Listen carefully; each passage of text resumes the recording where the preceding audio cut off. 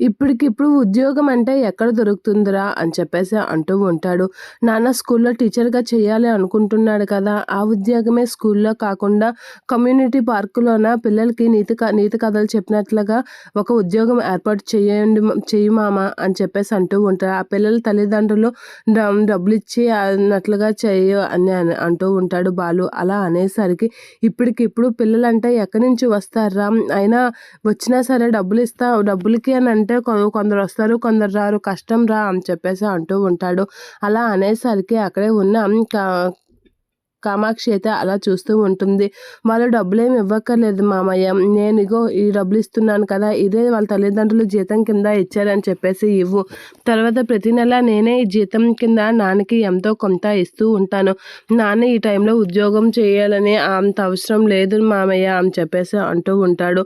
ఎలా అయినా సరే నువ్వే నాన్నకి నచ్చచెప్పు. ఈ ఉద్యోగం వచ్చిందని చెప్పు. ఏదో ఒక విధంగా అడ్జస్ట్‌మెంట్ చెయ్యి మామయ్య అని చెప్పేసి అంటూ ఉంటాడు. సరే అని చెప్పేసి అంటాడు.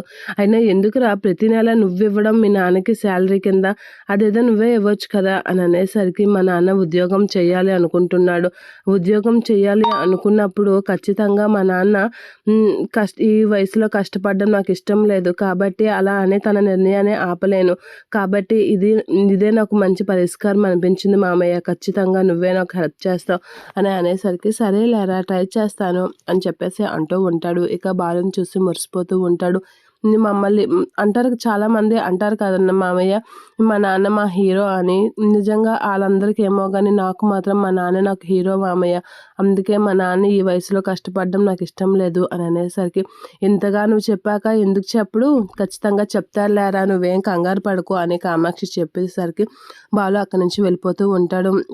నిజంగా ఇటువంటి కొడుకుంటే మనకి ఎంత బాగున్ను అని అనేసరికి, అవునా అండి, భార్య అప్పులు చేస్తే భర్త పార్ట్ టైం జాబ్ చేసి మరీ అప్పు తీరుస్తాడా అని చెప్పేసి కామాక్షి అడుగుతూ ఉంటుంది.